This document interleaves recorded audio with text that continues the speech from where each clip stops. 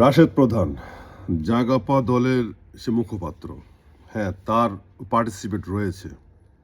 সে এনসিপির মতো নয় যে শুধু জুলাই যুদ্ধে, তা নয়।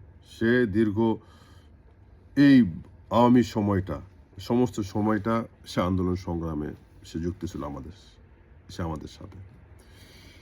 কিন্তু এইটা বিধায় এই নয় যে সে একটা এত বড় বাজে শব্দ উক্তি করবে আমাদের প্রধানমন্ত্রীকে নিয়ে। কুলাঙ্গা শব্দটা, কুলাঙ্গা অর্থটা, এই কুলাঙ্গা শব্দটা ব্যবহার করেছে এই হাসিনা, ব্যবহার করেছে এই টাকলু মুরাদ, এখন ব্যবহার করলো কে? রাশেদ প্রধান। সে সময় আমরা দুঃখ পেয়েছি, কষ্ট পেয়েছি অনেক।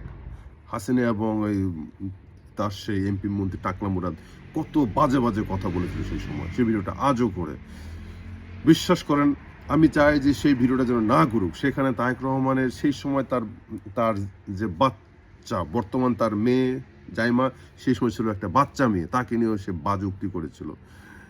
যে আমাদের সকলের বুকে রক্তক্ষরণ হয়েছে। আমরা অনেকেই সে চুপ ছিলাম, আমরা কিছু বলিনি, বলার জায়গা ছিল না আমাদের। যে কিছু সেই সময় হাসিনার নাম বলতে গেলে মানুষ ভয় পাচ্ছিল যে শেখ হাসিনাকে শেখটা কিভাবে বলবো, বা মাননীয় শব্দটা কিভাবে বলবো। না, একটু ভুল বললে তো আমাকে আজকে এখনই আমায় ঘর থেকে নিয়ে চলে যাবে, আমাকে গুম করে ফেলবে, ক্রসফায়ার দিয়ে দিবে।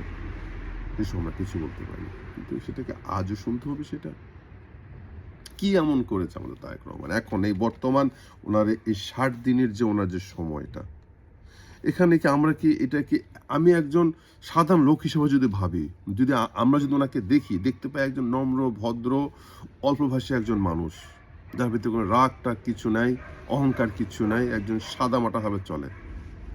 ওনাকে তো এই ধরনের কথা বলা শাহজাহান রাশেদ প্রধানের অনেক কিছু বলার ছিল না, অনেক কিছু বলার ছিল। আরে ভাই, আন্দোলন করেন, আছে না যে বিএনপি চাঁদাবাজি করে, বিএনপি দুর্নীতি করে, বিএনপি সরকার থাকার কালীনও আজকে সব জায়গায় ঘুষ চলছে, ভূমি অফিসে, প্রশাসন, পাসপোর্ট অফিসে, বাংলাদেশ ঠিকাদারি কাজ ভালোভাবে চলছে না, সব জায়গায় খারাপভাবে কাজ চলছে। অনেক কিছু বলার আছে, দুর্নীতির অনেক কিছু কথা বলার আছে, আন্দোলন করার। হ্যাঁ, ইন্ডিয়া নিয়ে 10টা কথা বলুক, যে 72 সংবিধানকে বিএনপি কেন ছুঁড়ে ফেলছে না, বিএনপি ইন্ডিয়ার দালাল, বিএনপি এই শেখ হাসিনাকে চাচ্ছে প্রত্যাবর্তন করতে, আওয়ামী লীগকে চাচ্ছে প্রতিষ্ঠিত করতে, দিল্লির প্রেসক্রিপশন সালাউদ্দিন আহমেদ সে শিলং থেকে বলুক, সেখান থেকে আসছে ইন্ডিয়ার এজেন্ডাকে বাস্তবায়ন করতে আসছে, এগুলো বলুক না, এগুলো বলে ফাটাই ফেলুক, যেটা আমরাও চাই। আমি একজন সক্রিয় বিএনপি, আমিও এটা চাই, তারা এই ধরনের কথাগুলো বলুক, সরকারকে সোজা রাখুক। কিন্তু এই কথাগুলো তারা কেন বলছে? আজকে তাকে দিয়ে শুরু হয়েছে। তারেক রহমান অত্যন্ত নমনীয় সরকার, হিংসত রাজনীতি সে করবে না, সে শুরু থেকে বলেছে। তাই আজকে রাশেদ প্রধান যখন সে কথাটা বললো, আমাদের বিএনপি থেকে কোনো শক্ত পদক্ষেপ না হয়নি, এই নিয়ে অনেকে কথা বলতেছে বিএনপি মেরুদণ্ড নাই, বিএনপি হ্যান ত্যান। কিন্তু আমরা চাচ্ছি না কেন? আমরা চাচ্ছি না যে যেই পথে হাসিনা গিয়েছে, যে পথে মানুষের বাক স্বাধীনতাকে রুখে দেওয়া হয়েছিল, সেটা চাচ্ছি না আমরা।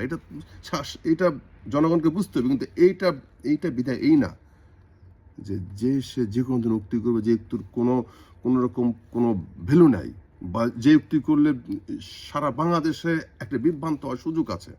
আজকে শুরু করেছে রাশেদ প্রধান, তাকে যখন কিছু বলা হলো না, পেট্রোল পাম্পে যে আরেকজন লোক, দাঁড়িয়েওয়ালা মানুষ লোক, সেও দেখে আজে বাজে কথা বললো। আজকে দেখি সে মিছিলে যাচ্ছে, মিছিল থেকে আরেকটা বাজে কথা বলে তারেক রহমানকে, তারেক রহমানের কোনো সম্মান নেই বাংলাদেশে। আবার দেখি যে দেবিদ্বারের এমপি এই হাসান আব্দুল্লাহ, সে বলছে হ্যাঁ বিএনপি 217টা সিট পেয়েছে, তারা হয়তো অনেক কিছু, তারা হয়তো আমায় কাল হত্যা করে মেরে। ভাই, আমরা কেউ কি বলছে আপনাকে, কেউ আপনার বাড়ি থেকে হামলা করছে? তো এইগুলো আগে আপনারা কেন বলছেন? নাকি আপনারা চাচ্ছেন যে বাংলাদেশের গোলযোগ সৃষ্টি হোক?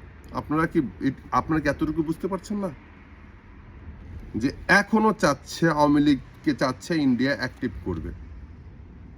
আর বিএনপি যদি চাচ্ছে, তা আপনারা তো আরো হেল্প করতেছেন এখানে, যে একটা দেশ একটা বিশৃঙ্খলা লাগাই দেই, বিএনপি আসুক আমাদের উপরে, বিএনপি ছেলেবেলে মারমুখী হয়ে যাক, আমরা বহির্বিশ্বকে বুঝাবো, ইন্ডিয়াকে বুঝাবো যে বিএনপি কোনো গণতান্ত্রিক দল নয়, তো এতে ক্ষতিটা কার হবে ভাই?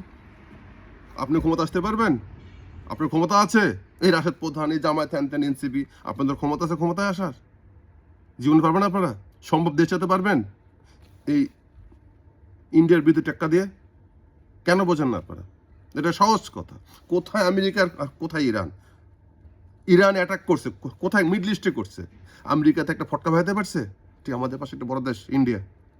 আমাদের সরকার যেটাই করতেছে ব্যালেন্স রেখে করতেছে, এটা বুঝতে হবে। 17 বছর কোন একটা দল ইন্ডিয়াকে বাংলাদেশের অগরগে ঢুকাই দিছে, এত সহজে সেখান থেকে বেরিয়ে যাওয়া হতে পারে। অনেক কিছু নেগোশিয়েট করতে বাধ্য হয়েছে তারা, কিছু করার নাই, সময় লাগবে। আন্দোলন হোক, আন্দোলন করবেন, ভ্যান্ডালাইজ করবেন, ভাঙচুর করবেন, সব করবেন, ঠিক আছে, কিন্তু কিন্তু প্রধানমন্ত্রী তো এমন কোনো কাজ করেন এখন পর্যন্ত যে তা কিনা আপনারা আজে বাজে কথা বলবেন। প্লিজ, তারেক রহমান ভদ্র মানুষ, অত্যন্ত পোলাইট। আমরা পোলাইট না ভাই, আমরা কিন্তু পোলাইট থাকতে পারবো না। আমাদের কিন্তু ধৈর্যের বাঁধ ভেঙে যাবে। আমরা যেন মব সৃষ্টি করতে না পারি, আমরা যেন কোনো গ্যাঞ্জাম করতে না, উনি বারবার চেষ্টা করে যাচ্ছে, কিন্তু আমরা কিন্তু মানে এত ভদ্ররা আমরাও না। হুট করে তার বিশৃঙ্খলা সৃষ্টি হয়ে যাবে। খালি একটু ভেবে দেখুন তো, যে লোকগুলো কথাগুলো বলছে, ওই এলাকার একটা ইউনিট বলতেছি, ইউনিট, 9 জেলা বিএনপি, 9 জেলা যুব দল, একটা ইউনিট, তারা যদি ভাবে একত্রিত হয়ে এটা একটা শক্ত প্রতিরোধ করতে পারবে, যে কোনো সময় করতে পারবে, কিন্তু করছে না। কারণ আমাদের হাইকমান্ড থেকে নিষেধ আছে, আমাদের হাইকমান্ড থেকে।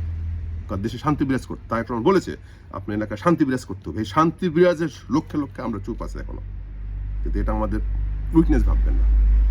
আমরা যা করছি দেশের জন্য করতেছি।